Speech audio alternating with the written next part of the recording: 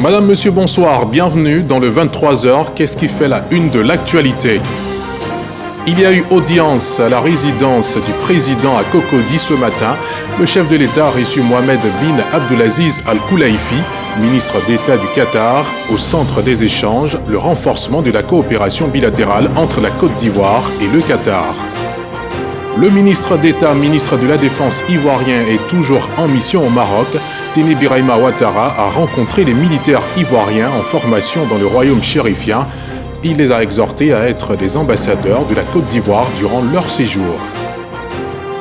Et puis on plongera dans les vifs souvenirs de la traite négrière transatlantique, cela au travers du 10e anniversaire des journées de mémoire de l'Association des Antillais et Guyanais de Côte d'Ivoire.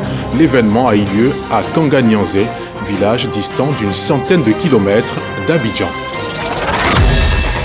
Voilà pour le prologue, merci de vous informer sur la chaîne qui rassemble. On entame cette édition avec cette audience accordée par le chef de l'État ce samedi à sa résidence présidentielle à Cocody. Alassane Ouattara recevait Mohamed bin Abdelaziz Al Khulaifi, ministre d'État du Qatar. L'entretien a porté sur le renforcement de la coopération bilatérale entre la Côte d'Ivoire et le Qatar et sur plusieurs autres sujets d'intérêt commun. Le ministre d'État, ministre de la Défense, séjourne depuis quelques jours au Maroc. Téné Birahima Ouattara en a profité pour féliciter et encourager les militaires ivoiriens en formation dans le pays. Il leur a conseillé d'être des valeurs d'exemplarité tout en étant ambassadeurs de la Côte d'Ivoire au royaume chérifien. Walter Amadou Ouattara. Ils sont en formation dans différentes institutions militaires du royaume du Maroc. Téné Birahima Ouattara, ministre d'État, ministre de la Défense, met à profit sa visite de travail à Rabat pour échanger avec eux. Une initiative qui réjouit ses stagiaires. C'est là donnant de la confiance qu'il met en nous. Et en retour, nous devons aussi avoir un sens de discipline, de devoir, de l'intégrité et aussi du sacrifice de soi pour la protection de notre patrie. Donc, au travers de ces différentes formations que nous avons, nous serons outillés pour pouvoir mettre toutes ces compétences-là à la disposition de la République de la Côte d'Ivoire. Pour le ministre d'État, ministre de la Défense, il est important de rappeler aux Ivoiriens en mission hors du pays qu'ils n'ont pas été oubliés et de les encourager à davantage prendre au sérieux l'objectif de leur déplacement. Et les relations entre le Maroc et la Côte d'Ivoire ne datent pas d'aujourd'hui. Tissées en son temps par Sa Majesté Hassan II, que le Tout-Puissant l'accepte, et par feu Félix Houphouët-Boigny. Ces relations sont en train d'être renforcées depuis 2011 par le président Alassane Ouattara de Côte d'Ivoire et Sa Majesté Mohamed VI. Le Maroc, depuis plusieurs décennies, a formé plus de 5000 militaires et gendarmes ivoiriens dans divers domaines. Nous avons des formations de pointe ici au Maroc et nous félicitons d'être des privilégiés. L'ambassadeur m'a rassuré que nos jeunes se comportent bien et je leur ai demandé de continuer de se comporter bien. Au nom du président de la République, Alassane Ouattara, chef suprême des armées, Téné Birahima Ouattara a également exhorté ces jeunes Ivoiriens à s'approprier les valeurs de discipline, d'intégrité et de responsabilité recommandées durant leur formation. L'actualité nous mène aussi sur le continent américain. Là-bas, les services consulaires des ambassades et consulats généraux de la Côte d'Ivoire dans le nord du continent harmonisent les actes consulaires. Ils se sont retrouvés à l'ambassade de Côte d'Ivoire à Washington pour une session de formation et de concertation. Les travaux ont duré 5 jours. Parmi les impétrants, notre reporter Serge Coléa. La présence d'une importante communauté ivoirienne en Amérique du Nord et l'intensification des relations diplomatiques et économiques avec les pays de la région exigent des services consulaires capables de répondre efficacement aux demandes croissantes des usagers. Félicia Guéhi-Kwasi, directrice générale des affaires juridiques, consulaires et de l'état civil, situe le contexte de ce séminaire. Il réunit à l'ambassade de Côte d'Ivoire, basée à Washington, les diplomates et agents consulaires de New York, Brasilia, Ottawa et Mexico. L'intérêt, c'est pour toute la communauté ivoirienne vivant dans la zone Amérique, puisque quand on parle d'actes d'état civil, on parle de tous les faits qui concernent même les Ivoiriens. Et l'enregistrement de ces faits civils-là dans les registres d'état civil est d'une importance capitale. Pour l'ambassadeur Ibrahima Touré, il s'agit de créer un cadre de concertation dans la zone Amérique. Le maître mot, c'est l'harmonisation. où que vous alliez, que ce soit à Brasilia, Mexico, Ottawa, New York ou Washington, que les actes consulaires délivrés soient les mêmes, les visas soient les mêmes, les extraits de naissance soient les mêmes. Cela apportera de la crédibilité aux actes délivrés, mais ça permettra également d'harmoniser nos pratiques. Rigobert Zeba, magistrat et sous-directeur du contrôle de l'état civil, assure la formation. Au terme de 5 jours de travaux, les participants ont fait des recommandations. Elles seront soumises au ministère des Affaires étrangères, de l'intégration africaine et des Ivoiriens de l'extérieur et au ministère de la Justice et des Droits de l'Homme, principaux initiateurs de ce séminaire. Retour sur le continent africain où la réunion régionale des pays pionniers pour mettre fin à la violence contre les enfants a pris fin ce jeudi 8 mai. Les pays de l'Alliance mondiale africaine se sont engagés à multiplier les actions pour lutter contre ce phénomène. Prochain rendez-vous en Asie et en Amérique latine. Depuis Abuja, Amidi Rasouba. 14 pays pionniers africains réunis à Abuja au Nigeria pour réfléchir autour des priorités identifiées et des actions essentielles pour mettre fin à la violence contre les enfants. L'essence de cette rencontre est de favoriser l'apprentissage entre pairs et l'engagement des parties prenantes à travers l'Afrique sur l'agenda de l'élimination de la violence contre les enfants. Nassene Batouré, ministre de la Femme, de la Famille et de l'Enfant, porte la voix de la Côte d'Ivoire à cette assemblée. Aujourd'hui, le taux d'enfants scolarisés en Côte d'Ivoire avoisine presque les 100%. Nous avons certainement 4% d'enfants pas encore scolarisés, mais nous travaillons à ce que ça devienne 100%. Et la plus belle des révolutions a été l'école obligatoire à 0 francs. Et aujourd'hui, avec l'école, les enfants s'expriment et avec des programmes tels que Strong Family, les familles sont aussi sensibilisées. Sur l'agenda 2030, la Côte d'Ivoire a posé des actions, réalisé des progrès, mais malgré cela, des défis restent à relever. Nous avons, en la personne de la Première Dame, son Excellence Madame Dominique Ouattara, une avocate sûre. Et à travers sa fondation, Children of Africa, qui existe depuis 1998, des actions concrètes ont été posées, telles le centre d'accueil des enfants de Soubré, celui de Ferké-Sédougou, celui de Boaké avec les enfants en conflit avec la loi. Nous avons compris le concept que dans les plus vulnérables, la mère et l'enfant forment un couple. L'Alliance mondiale pionnière, cheville ouvrière de cette rencontre, a été officiellement lancée à Bogota en Colombie le 8 novembre 2024, lors de la première conférence ministérielle mondiale sur la lutte contre les violences à l'égard des enfants. En mars 2025, 42 pays à travers le monde ont rejoint l'Alliance, dont 14 pays africains. Une mission du système italien de coopération au développement séjourne en Côte d'Ivoire. La délégation a pris part aux travaux d'échange avec le ministère des Affaires étrangères. Opportunité d'évoquer le renforcement des activités de coopération et d'évaluation des projets soumis dans le cadre du plan Mattei en Côte d'Ivoire. Compte rendu, Souleymane Donisongou. C'est une initiative qui s'inscrit dans le cadre du plan Mattei, un projet ambitieux de renforcement des relations entre l'Italie et le continent africain. Cette rencontre d'échange avec l'importante délégation italienne conduite par le directeur général de la coopération en Italie au ministère des Affaires étrangères a pour but de redynamiser la coopération prônée par les valeurs du plan Mattei.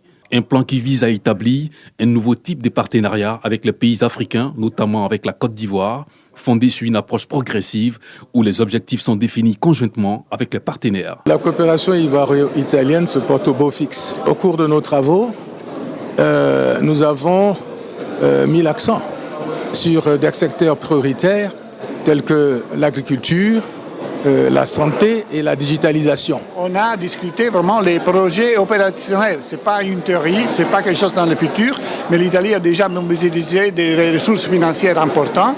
Et aujourd'hui, la discussion, c'était sur comment réaliser les projets dans les 3 secteurs qui viennent l'ambassadeur de nommer. À ce jour, la Côte d'Ivoire compte plus de 200 entreprises italiennes qui participent à la floraison de l'économie ivoirienne. Le verdict du concours de start-up du 2e Forum africain pour la recherche et l'innovation, FARI en abrégé, est tombé ce vendredi. EasyChain, c'est l'entreprise ivoirienne qui a remporté le premier prix. Son projet consiste à faciliter les échanges entre les ports de la sous-région. Les détails avec Mahama Traoré depuis Cotonou. Bien que proches, les ports des pays de l'Afrique de l'Ouest échangent difficilement entre eux. Le projet innovant de la start-up ivoirienne EasyChain de faciliter leurs échanges en affrétant un bateau a donc séduit le jury du FARI, Forum africain pour la recherche et l'innovation. La jeune entreprise ivoirienne décroche donc le premier prix de ce concours organisé par la CEDEAO, Communauté économique des États de l'Afrique de l'Ouest. L'idée, c'est de mettre un tout petit navire de 1100 tonnes au niveau du port de Lomé, en fait, qui va desservir la côte ouest africaine. On a 9 employés et on vise 50 emplois directs dans les zones qu'on compte couvrir, notamment le Togo, la Côte d'Ivoire et le Sénégal pour un début. C'est un grand honneur qui rejaillit sur toute la Côte d'Ivoire et particulièrement au président de la République et à tout son gouvernement qui n'ont de cesse d'appuyer la jeunesse pour que l'entrepreneuriat devienne une réalité chez nous. Pour déployer ce projet d'intégration, la CEDEAO met à la disposition de l'entrepreneur ivoirien 25 000 $ comme fonds d'appui. Les deuxième et troisième prix sont respectivement revenus à des startups ghanéennes et béninoises. À l'instar de la CEDEAO, ce deuxième FARI s'achève sur une note d'espoir. L'engagement pris par les pouvoirs publics à accompagner la jeunesse dans les secteurs de la science, de la technologie et de l'innovation en Afrique de l'Ouest. Les startups que nous voyons sont les semences des grandes entreprises de demain. Nous nourrissons l'espoir que très bientôt, notre marché régional consommera les produits de ces jeunes entreprises et contribuera même à leur rayonnement international. Je souhaite rendre un hommage appuyé aux innovateurs, aux porteurs de projets. Ils ont démontré que la science et la technologie façonnées en Afrique par des Africains peuvent répondre aux exigences locales tout en rivalisant sur la scène mondiale. Rendez-vous est pris pour le 3e Forum africain pour la recherche et l'innovation en 2026 au Ghana, désigné comme pays hôte. Au centre-ouest de la Côte d'Ivoire, à Gagnoa, 400 000 décisions de justice ont été numérisées puis remises au tribunal. Le projet est porté par le GIZ et le Centre national de documentation juridique. Godefroy Okambawa.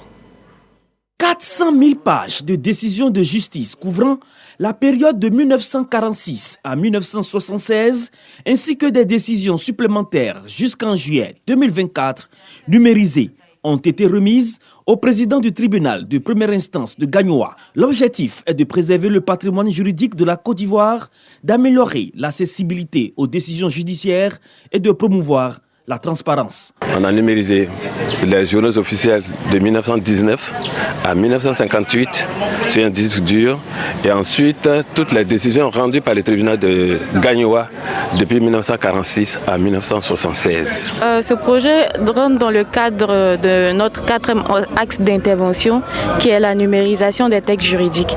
Il est question pour nous de faciliter l'accès à la justice pour tous. À l'endroit des populations, je dirais que le ministère de la Justice est en partenariat avec la GIZ travaille pour que les décisions de justice soient accessibles à tous. Avec l'appui technique et financier de la coopération allemande à travers la GIZ, ce projet de numérisation des archives judiciaires participe à la modernisation de l'administration judiciaire. Au tribunal de Gagnoa, toutes les décisions de justice de 1946 jusqu'à nos jours pourront être désormais consultées. Il nous appartiendra aussi de nous mettre à la tâche de choisir, de viser les bons tests. C'est une mine qui est à la disposition de tout le monde. Ce projet de numérisation s'étendra aux autres juridictions. Au chapitre environnement, on évoque cet atelier régional pour le développement de l'énergie verte dans la sous-région. Il est organisé par le Centre ouest-africain des services scientifiques sur le changement climatique et l'utilisation adaptée des terres. Ces réflexions visent à créer une plateforme pour mettre en relation les opérateurs de centrales solaires. C'est ce que nous rapportent Brouillapo et Jean-Marc Djadji. Mutualiser les actions en faveur de la promotion de l'énergie verte en Afrique de l'Ouest à travers une plateforme. C'est le défi lancé par les experts ouest-africains en changement climatique. Une réflexion régionale est donc ouverte pour poser les bases de cette collaboration. Ce projet se propose d'apporter des solutions techniques en mettant en liaison l'innovation technologique, la recherche scientifique, pour développer des savoirs que nous allons mettre à disposition de ceux qui exploitent les centrales solaires du Grand Taï connectées au réseau. Cet atelier rassemble les opérateurs de centrales solaires photovoltaïques dans notre sous-région. Et l'objectif, c'est pour qu'ils puissent échanger, parce que jusqu'à présent, il n'y a pas de cadre qui les unit. Et cet atelier vise à les rassembler, à ce qu'ils puissent échanger, créer un réseau et partager les problèmes qu'ils rencontrent ensemble et trouver des solutions ensemble. Wascal est une organisation intergouvernementale qui regroupe 12 pays d'Afrique de l'Ouest. Sa mission est de renforcer la résilience durable de ses États membres. La plateforme facilitera le partage d'informations, le renforcement des compétences et la collaboration entre les acteurs du solaire en Afrique de l'Ouest.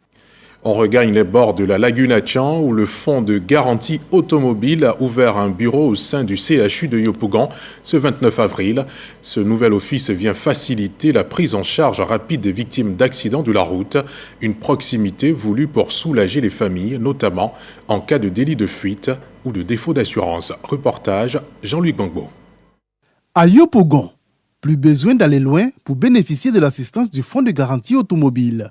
L'institution a officiellement lancé ses activités dans l'enceinte du CHU avec un objectif clair, rapprocher ses services des populations victimes d'accidents de la route.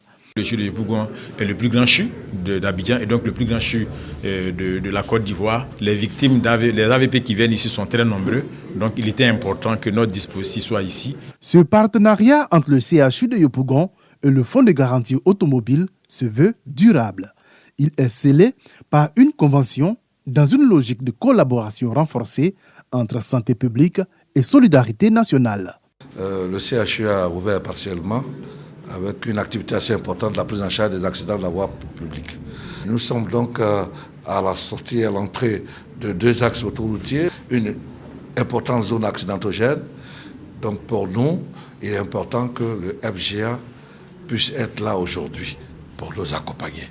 Un geste de proximité qui pourrait bien faire école dans d'autres communes du pays. Le Fonds de garantie automobile intervient en cas de délit de fuite ou de défaut d'assurance. Il prend systématiquement en charge les frais médicaux des victimes admises dans les hôpitaux publics, allégeant ainsi le poids financier pour les familles.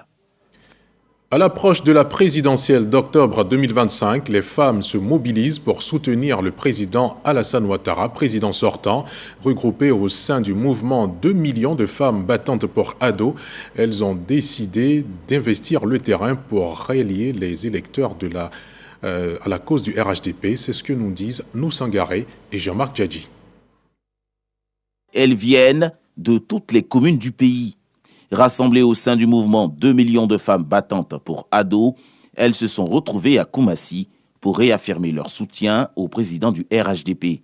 Nous allons commencer les grandes tournées à travers toute la Côte d'Ivoire afin de galvaniser, de remobiliser, de faire sortir les femmes, de changer les mentalités. Une initiative saluée par Fatoumata Traoré Diop, présidente de la cérémonie. Elle souligne les progrès réalisés par la Côte d'Ivoire sous la gouvernance d'Alassane Ouattara, notamment dans les domaines des infrastructures, de l'éducation et de la santé. Des propos appuyés par Souleymane Touré, parrain de la cérémonie, qui voit dans cet engagement féminin un levier stratégique. Nous avons rappelé aux femmes toutes les actions faites par le ministère de la Femme pour la promotion du genre féminin et pour l'autonomisation de la femme. Nous avons rappelé aux femmes que sous Alassane Ouattara, des millions de femmes ont eu des fonds FAPSI et des millions de femmes ont eu du travail sous Alassane Ouattara. Nous devons penser à l'avenir de nos enfants. Et nous disons à ces femmes d'être le porte-flambeau de la paix dans les familles et de dire aux enfants qu'avec Alassane Ouattara, ils ont de la chance d'avoir du travail et d'avoir un bien-être. Pour ces femmes battantes, 2025 ne se jouera pas sans elles. Elles entendent peser dans la balance électorale. Dans le même élan, la coordination RHDP Tonpi remobilise sa base à travers plusieurs tournées dans 5 grandes villes. Objectif, booster toutes ces structures afin d'offrir la victoire aux candidats du RHDP au soir de l'élection présidentielle. Chris Diomandé, Godefroy Okambawa et Zia Apollinaire. Ma, Zouaoulien, Danani, Sipilou et Biankouma, 5 grandes villes de la région du Tonkpi visitées par l'équipe de la coordination RHDP pilotée par son coordonnateur principal, Albert Mabri-Touakus. L'objectif est de remobiliser les structures de base pour une victoire écrasante du candidat RHDP dès le premier tour de la présidentielle en octobre prochain. Nous avons qu'un seul objectif ici à Mans, une seule vision, une seule ambition, la victoire du président Alassane Ouattara au premier tour. Nous devons affûter nos armes pour réaliser un score sans appel au premier tour. Un coup KO. Nous croyons que nous avons y arriver.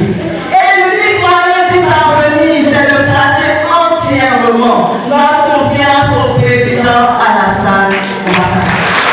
Albert Mabri-Touakus a salué l'engagement de ses militants avant de mentionner à sa base que le RHDP se porte bien dans le Tonkpi. Nous avons pratiquement passé en revue la liste des responsables de base. Les statistiques nous ont été données sur les efforts qui ont été faits, notamment le nombre de structures de base, les sections, les comités de base, mais aussi le nombre des militants inscrits dans le e-militant. La plus petite moyenne tournait autour de 49-50%.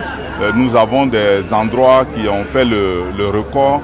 Je voudrais donc me féliciter de ces résultats. C'est des statistiques qui encouragent, qui montrent que du travail a été fait sur le terrain, mais qui montrent aussi que nous avons une implantation suffisante, le RHDP au plan national, mais aussi et surtout au niveau du Tonkpi. La coordination RHDP du Tonkpi rencontrera toutes les structures de base dans la région afin de galvaniser les militants et offrir le fauteuil présidentiel au candidat RHDP en octobre prochain.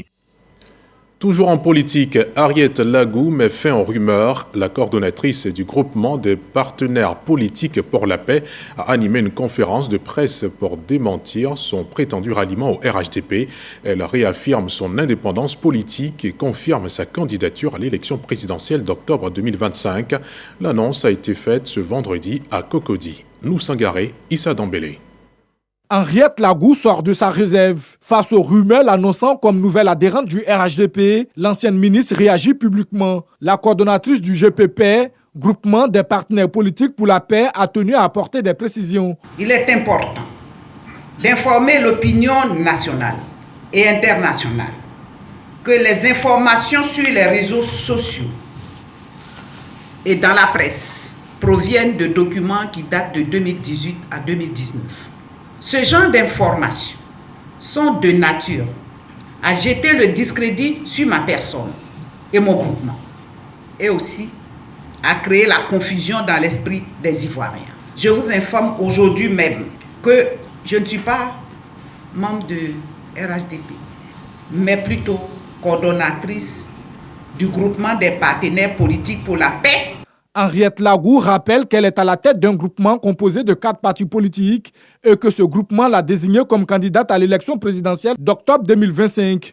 Une candidature qu'elle dit porter avec fierté au nom de la paix, de l'unité et de la démocratie. Le GPP a annoncé depuis le samedi 22 mars 2025 qu'il prendra part à l'élection présidentielle d'octobre 2025 avec pour candidate la présidente Lagou Adjoa Harriet.